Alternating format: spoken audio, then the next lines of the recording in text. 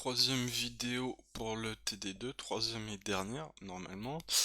Alors on va passer à la question 8. Dans la question 8, on nous demande est-ce que le coefficient bêta qui représente la propension marginale à consommer est significativement différent de 0. En fait, ce que l'on veut voir dans cette question, c'est est-ce qu'il y a un effet significatif du revenu sur la consommation. Autrement dit, on va tester la significativité du paramètre bêta. Donc on a la régression suivante. Donc lorsque l'on mène un test de student, il y a 4 choses qui doivent apparaître. La première chose qui doit apparaître est le jeu d'hypothèses.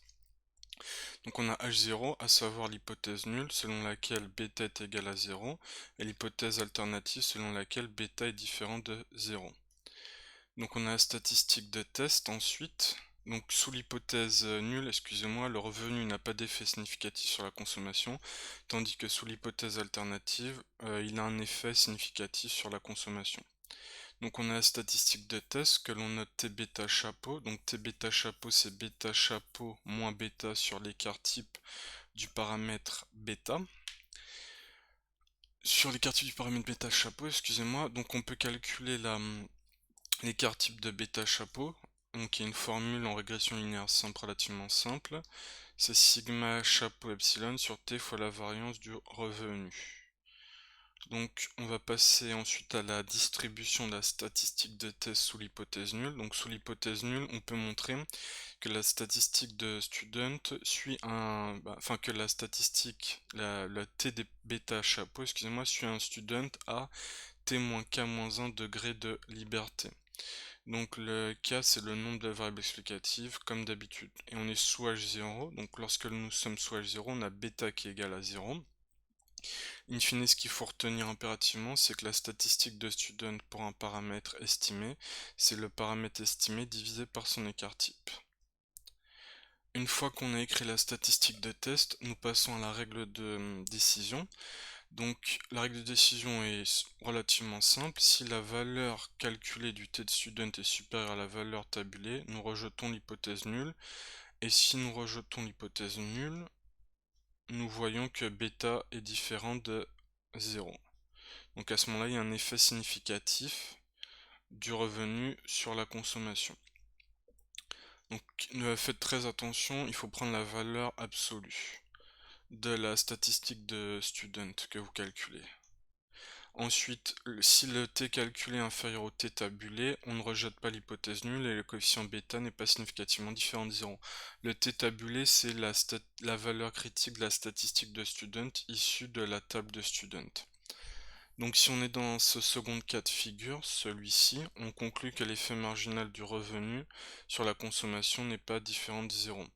Donc alpha c'est le risque de première espèce, donc c'est-à-dire le risque de rejetage 0 à tort. Donc alpha on peut prendre différents niveaux. On peut prendre un alpha égal à 0,01, égal à 0,05 ou égal à 0,10. Donc ce sont les seuils usuels retenus pour alpha.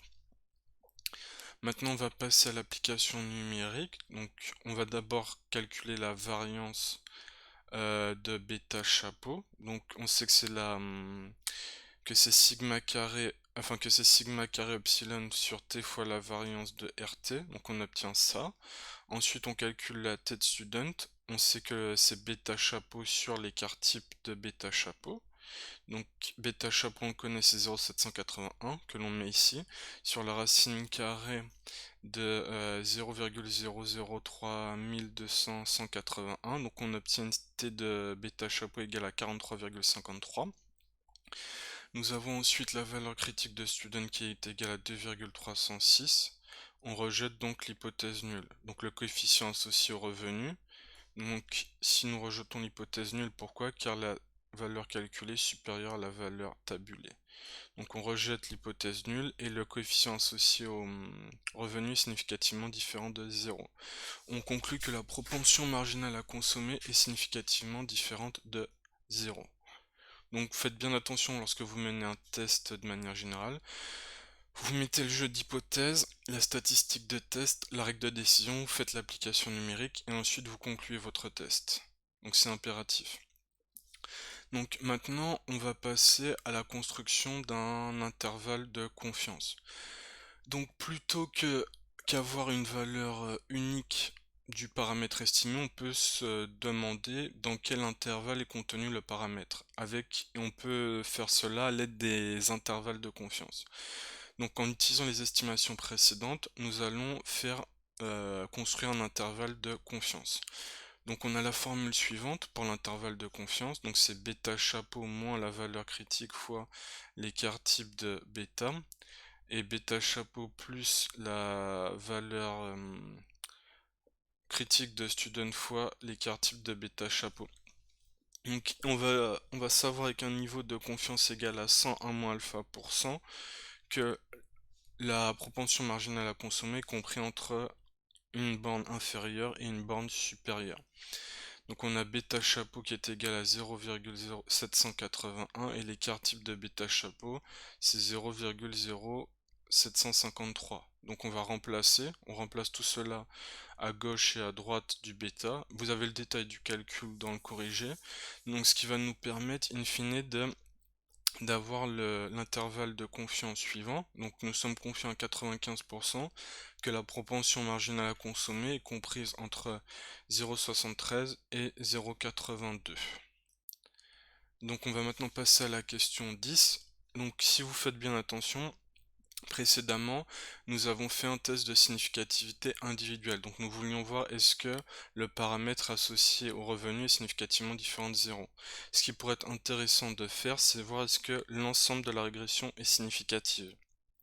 Donc pour ce faire, nous allons nous baser sur un test de Fisher. Donc le jeu d'hypothèse du test de Fisher est le suivant. On a l'hypothèse nulle, donc le coefficient de détermination est égal à 0, contre l'hypothèse alternative, donc le coefficient de détermination est supérieur à 0. Donc la statistique de test de Fisher est la suivante.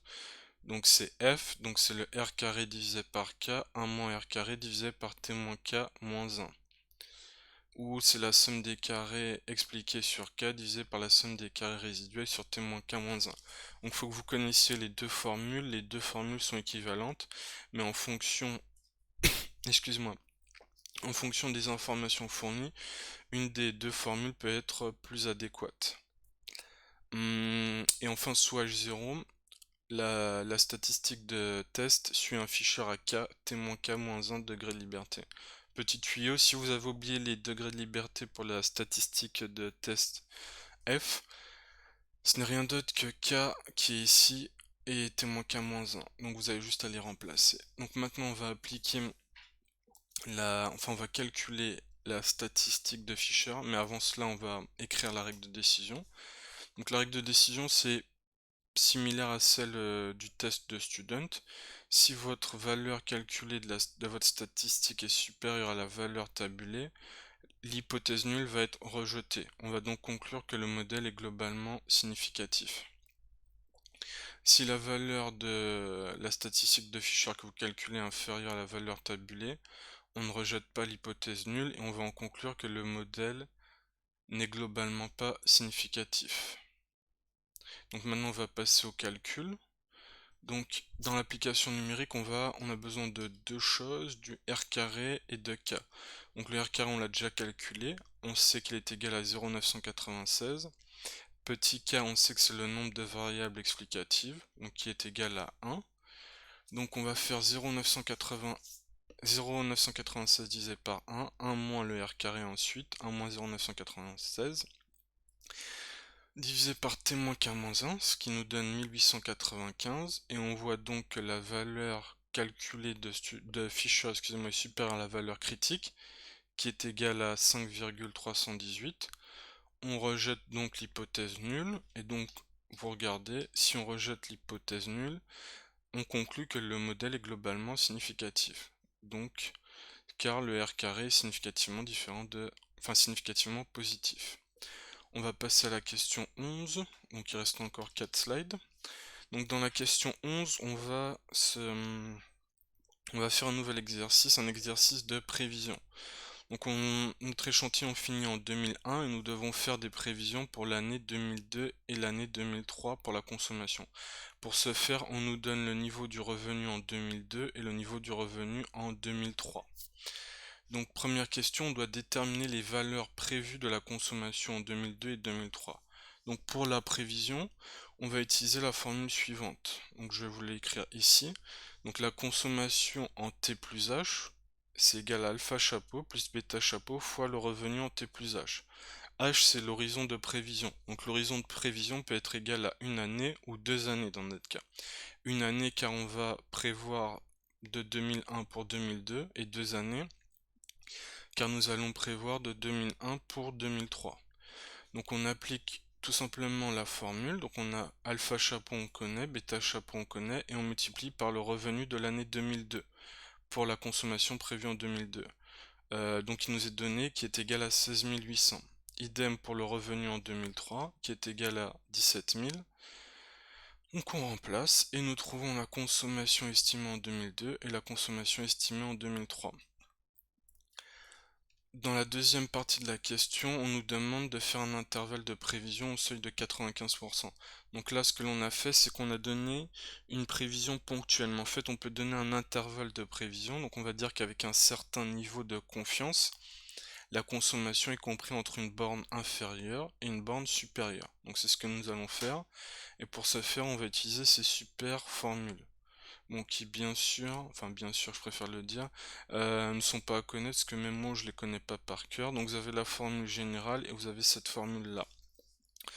Donc je vais vous expliciter rapidement les formules. Donc on utilise, donc on sait que c'est T plus H, donc la consommation prévue à l'horizon T plus H est compris entre C chapeau T plus H plus ou moins la valeur critique du student fois l'écart type du terme d'erreur, 1 plus 1 sur T, RT plus H moins la moyenne du revenu, fois la somme des RT moins R bar au carré. Donc j'ai pas détaillé l'intégralité du calcul dans la vidéo, sinon la vidéo allait être trop longue. Donc vous pouvez retrouver l'intégralité du détail du calcul dans le corrigé que je vous ai fourni. Donc lorsque l'on effectue les calculs, on obtient l'intervalle de prévision pour la consommation en 2002 que vous voyez ici et l'intervalle de prévision pour la consommation pour l'année 2003 que vous trouvez ici. Donc il y a 95% de chances que l'intervalle contienne la prédiction. Donc il y a 95% de chances que la consommation prévue pour l'année 2002 soit entre 13 227 et 14 503. Mais faites attention, cet intervalle de prévision n'est valable que pour le modèle que vous avez estimé. Car si vous changez votre modèle, vous allez modifier la valeur des alpha et des bêta chapeaux. Enfin, des alpha chapeaux et des bêta chapeaux. Ce qui va bien évidemment modifier l'intervalle de prévision. Donc je vous remercie pour votre attention, c'est la fin de la vidéo du TD2.